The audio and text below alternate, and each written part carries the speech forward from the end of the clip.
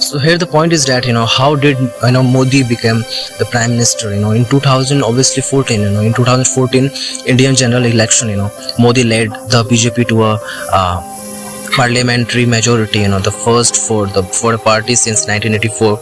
His administration, increased direct, foreign investment, and obviously reduced spending on healthcare, education, and social welfare programs, right?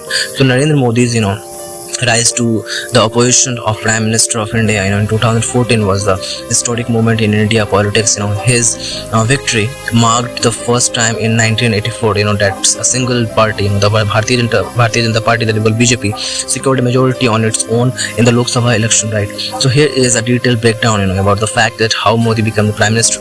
So background is here, the background is political landscape before 2014, right? Before 2014, so, the general elections here, India was governed by the United Progressive Alliance, that we call UPA, right, led by the Indian National Congress, right? So here the UPA had been in power for 10 years, 2004 to 2014, under Prime Minister Manmohan Singh. However, the government faced criticisms due to economic slowdown, corruptions, scandals such as the 2G spectrum scam and coal allocation scam, policy here paralyzing, and lack of decisive leadership, right? So these factors here created public dissatisfaction, paving the way for a strong opposition party, right? So Modi's rise as BJP's prime minister candidate, right? Okay, so here Narendra Modi, the chief minister of Gujarat, right, so had gained international recognition, for his economic policies and governance model, right?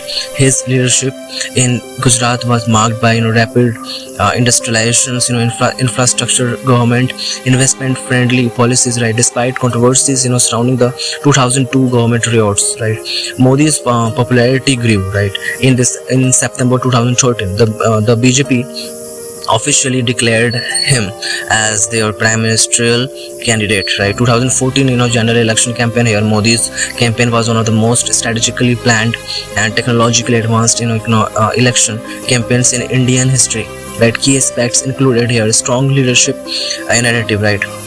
Strong leadership narrative. Modi positioned himself as a decisive leader, who could bring economic growth and governance, obviously reforms, right? So here his slogan is what here, अच्छे दिन आने वाले हैं, good days are coming, right? Resonates with voters.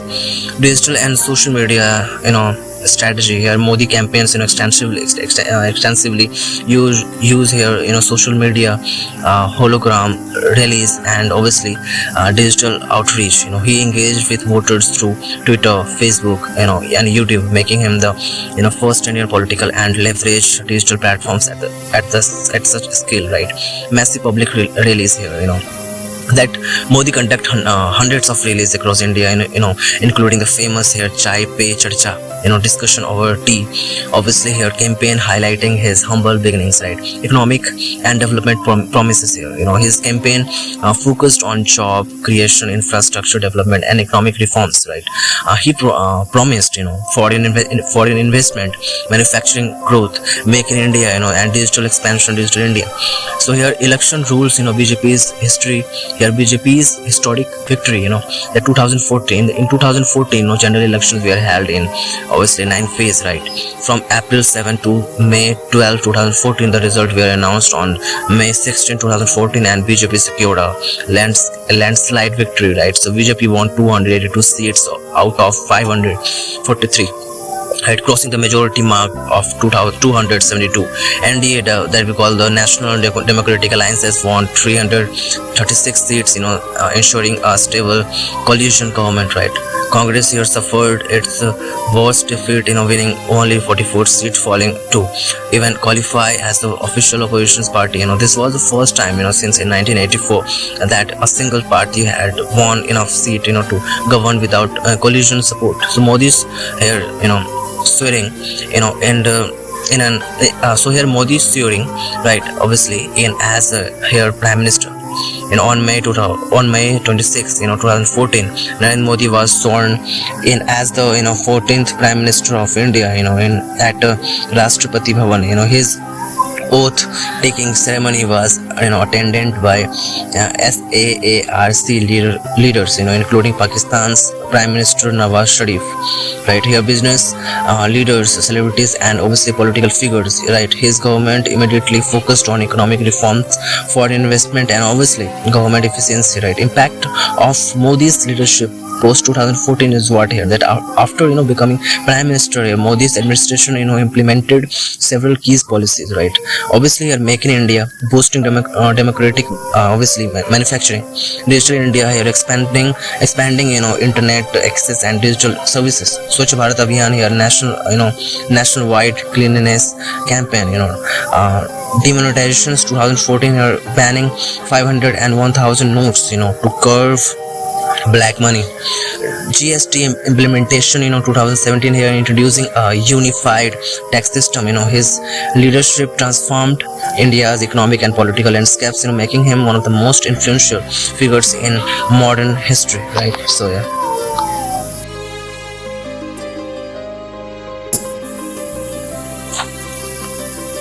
So your early life and humble beginnings. Narendra Damodar Das Modi was born on September 17, 1950 in Vadnagar, right, a small town in Gujarat, in India. He belonged to a modest family and helped his father sell tea as a at a railway station during his childhood. His early experiences instilled in him a strong work ethic and resilience. Entry into politics, right here, Modi joined the Rashtriya Swayam Sevaks Sangh, that we call RSS, in the early 1970s, a Hindu nationalist organization that played a crucial role in shaping his ideological foundation. His dedication and organizational skills led him to become a full-time worker for a Bharatiya Janata Party that we call BJP in 1985, right. Over the years he climbed the rank, becoming the general secretary of BJP in 1998, chief minister of Gujarat 2001 to 2014, right. In 2001, Modi was appointed as the chief minister of Gujarat, replacing here Keshubhai Patel, right. Keshubhai Patel he replaced, right. Okay, his tenure was marked by economic growth, right, infrastructure developed and industrial expansion. However, his leadership also faced criticisms due to the 2002 Gujarat riots, right, which led to widespread controversy. Despite challenges, Modi won successive election in 2002, 2007 and 2012, solidifying his reputation as a strong administrator. His policies focused on economic reforms, invest and technological advancement, making Gujarat one of the India's fastest growing state, right. So rise to national leadership, right. Modi's governance here model and obviously popularity within the BJP led to his nomination as the party's prime ministerial candidate for the 2024 general election, right.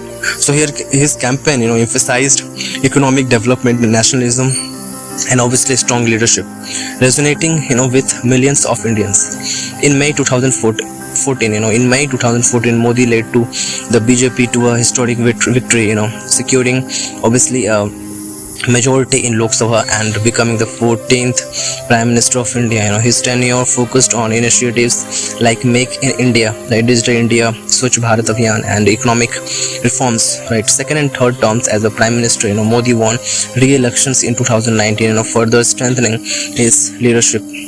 His government implemented significant policies, including the revocations of Article 370, right, Article 370, the revocation of Article 370, the Citizenship Amendment Act, that we call CAA, and various economic measures. In 2024, despite BJP not securing an obviously absolute majority, the NDA alliances won enough seat to form the government, making the Modi the Prime Minister for third consecutive term. His leadership continues to shape India's domestic and international policies. Legacy and impact here, Modi's journey from a tea seller to India's prime minister as a testament, to determination, strategic thinking, and political acumen. His leadership has transformed India's economic and geographical, landscape. Making him one of the most influential figures in modern Indian history. Right. So the next point is what here that Modi's third term, key achievements and policies. After securing a third consecutive term in 2014, Modi government here focused on economic, growth and infrastructure development, and obviously national security. Economic and infrastructure growth, here investment boom. The government attracted 15 crore worth of investments in the first 100 days, right? So mega infrastructure projects here. The Vadhaman port in Maharashtra was launched, set to become one of the world's top 10 ports, right? Expansion of road and rail networks, right? Major projects like the Chennai bridge were inaugurated to enhance connectivity. National security and defense here, Operation Sindoor, a decisive military response to here Pahalgam attack, right? Pahalgam terror attack, eliminating over 100 terrorists in Pakistan and Pak, right? Strengthening indigenous defense, right? Modi emphasized the use of Indian made defense systems in military operations. So your social and political reforms here, Citizenship Amendment Act, that called CAA, continued implementation to provide citizenship to persecuted minorities. Evolution of instant triple talaq, right? Evolution of instant triple talaq, strengthening women's right in India. Political stability here, despite BJP relying on allies, right? Modi assured that the NDA government would complete its term. Global influence and democracy is what here navigating global challenges. Modi's leadership played a crucial role in handling Russia, Ukraine, and obviously Israel-Hamas conflicts, right? Strengthening India's position here, his government focused on economic partnership and defense collaboration, technological and digital advancement. Make in India initiatives, right? Celebrate its 10th anniversary, boosting domestic manufacturing, right? So digital expansion here, policies aimed at increasing digital services. Modi's third term continues to shape India's economic, political, and global landscape, reinforcing obviously here his leadership as one of the most influential figures in modern India history, right? So here the Citizenship Amendment Act, that we call CAA, 2019, has significant legal, social, and political implications for India. Legal implications here that fast track citizenship, right? The fast track citizenship, right? Okay, the CAA grants here expedited Indian citizenship to Hindus, Sindh Buddhist, Jains, Parsis, and Christians from Pakistan, Afghanistan, and Bangladesh who entered India before December 31, 2014, right? Exclusion of Muslims, right? The act does not include Muslim migrants, right? Leading to here debates on its constitutionality,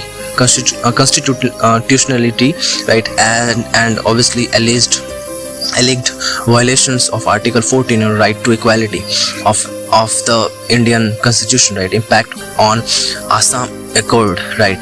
The act conflicts here with the Assam Accord of 1985, which aimed to identify and obviously deport illegal, immigrants, right, from Bangladesh. Social implications here, religious, tensions here. Critics argue that the act undermines India's secular fabric by favoring certain religion groups. Protest and oppositions, the CAA, right, sparked nationwide protests, particularly in Assam and West Bengal, where concerns about the demographic changes, and obviously resources allocations were raised. Concerns over NRC that we call the here. The act is often linked to the National Register of Citizenship that we call NRC, raising fears that it could lead to statelessness, for certain communities. Political implications here: strengthening BJP's narrative.